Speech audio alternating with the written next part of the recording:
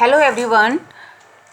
Today we'll start a second part of the chapter 12 of 7th science, that is reproduction in plant, and we are doing asexual mode of reproduction, and we have done vegetative propagation in first video. So today we'll start the budding. So children, budding is also the type of asexual reproduction. So children, let's start. You have already learnt about the tiny organisms like yeast can be seen only under a microscope. आपने पढ़ा होगा east के बारे में. एक छोटा सा organism होता है जो कि केवल माइक्रोस्कोप से ही की हेल्प से ही देख सकते हैं children. These grow and multiply every few hour if sufficient nutrients are made available to them. तो ये जो ईस्ट होता है ये ग्रो एंड मल्टीप्लाई, मतलब कि ये कुछ घंटों में ही क्या कर जाता है, ग्रो कर जाता है और मल्टीप्लाई कर जाता है. अगर इसको कुछ सफिशिएंट न्यूट्रिएंट मिल जाएँ तो ये बहुत जल्दी ग्रो करता है. Remember that east is a single celled organism. ये बहुत इंपॉर्टेंट है चिल्ड्रन कि जो ईस्ट है वो सिंगल सेल्ड ऑर्गेनिजम्स है. इसमें केवल एक ही सेल होती है, जैसे और ऑर्गेनिज्म मल्टी सेलर होते हैं, but east is a single celled. अगर कोई पूछे तो east is a single celled organism.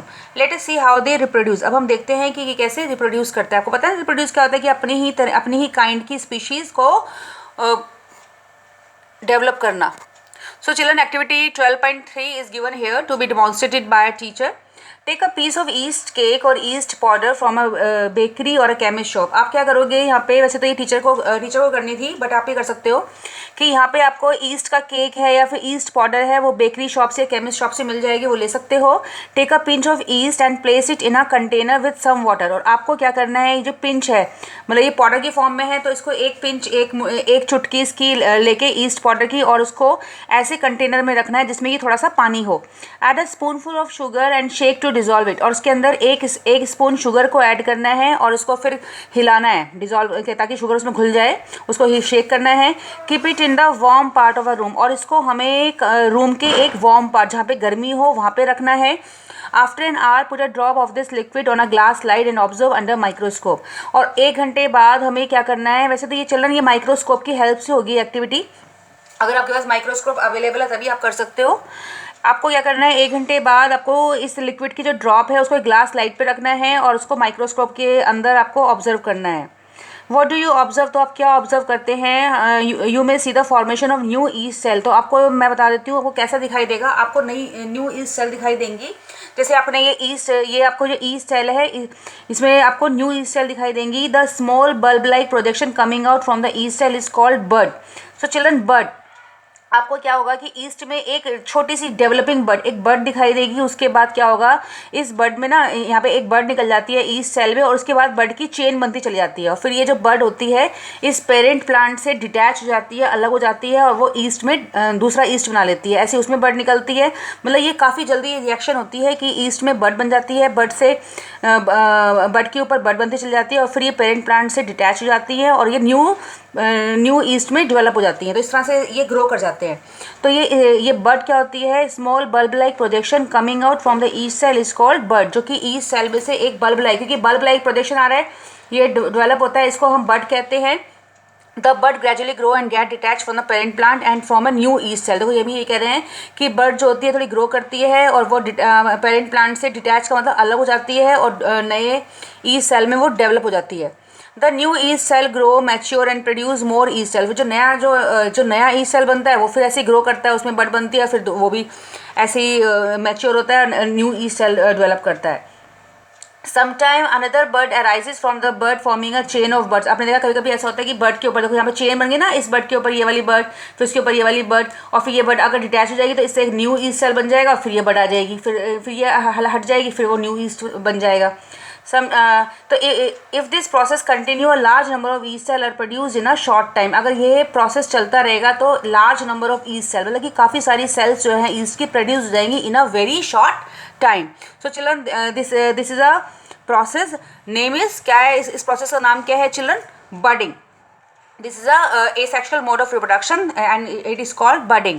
Now हमने 2 पढ़ लिए हैं, vegetative propagation and budding, and third is हमारा आएगा फ्रेगमेंटेशन. फ्रेगमेंटेशन से आपको पता चल रहा है फ्रेगमेंटेशन का मतलब क्या है, पीसेस जो कि जिसके टुकड़े कर दिए जाए. You might have seen slimy green patches in pond. आपने देखा है ना पॉन्ड में कितने ग्रीन ग्रीन कलर के पैचेस लगे होते हैं. और in the stagnant water body. Stagnant का मतलब होता है जो पानी रुका हुआ होता है, इसे खड़ा पानी भी बोलते हैं. जो पानी रुका हुआ होता है उसमें आपने देखा ना काई सी लग जाती है. These are algae. इसको क्या बोलते हैं, एल्गी. आप इसको क्या बोलते हो, algae. So children water and nutrients are available, algae grow and multiply rapidly by fragmentation. तो वहाँ पे क्या है, वाटर और न्यूट्रिएंट्स अवेलेबल हो जाते हैं एल्गी को, वो ग्रो कर जाती है और वो भी ऐसे ही मल्टीप्लाई कर जाती है फ्रेगमेंटेशन। आपने यहाँ पे दिखाया भी है पिक्चर में कि जैसे कि एक बड़ा सा फ्रेगमेंट है और इसके दो पीस हो गए, दो फ्रेगमेंट बन गए, इंडिविजुअल फ्रेगमेंट ये बन गए फ्रेगमेंट। इसके बाद इसके भी 2 पीस हो जाएंगे और इसके भी 2 पीस हो जाएंगे।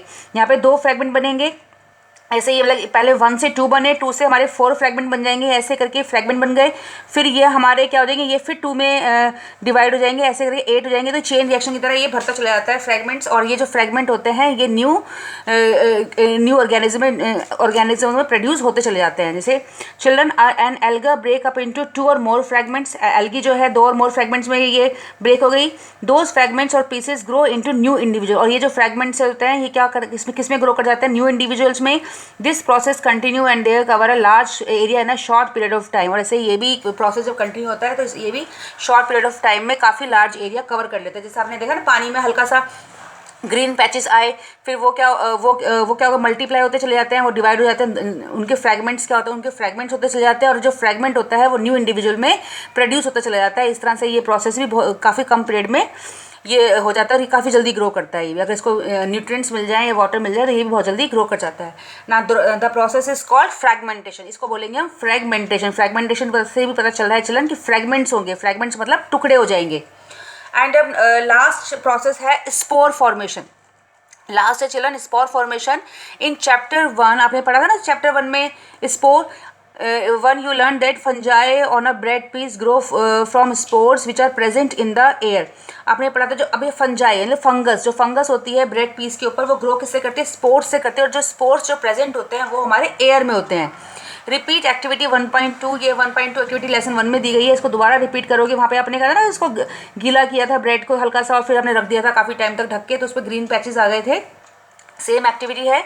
Observe the spore in the cotton like mesh on the bread. आप ये ऑब्जर्व करोगे स्पोर को बिल्कुल कॉटन की तरह, जैसे मतलब कॉटन की तरह लगती है स्पोर देखने में ब्रेड के ऊपर। When spores are release they keep floating in the air. जब इसको हम स्पोर्स को हटाते हैं तो ये बिल्कुल हवा में ऐसे जैसे फ्लोट नहीं करती, ऐसे फ्लोट करने लगती है। As they are light they can cover long distance, क्योंकि ये काफ़ी हल्की होती है, ये काफ़ी लॉन्ग डिस्टेंस, क्योंकि हवा में ये फ्लोट कर रही है तो ये बहुत लंबा डिस्टेंस भी कवर कर सकती है। और स्पोर्स आर एसेक्सुअल रिप्रोडक्टिव, ये जो स्पोर्स है ये एसेक्सुअल रिप्रोडक्टिव बॉडीज़ हैं। Each spore is covered by a hard protective coat to withstand unfavourable condition such as high temperature and low humidity.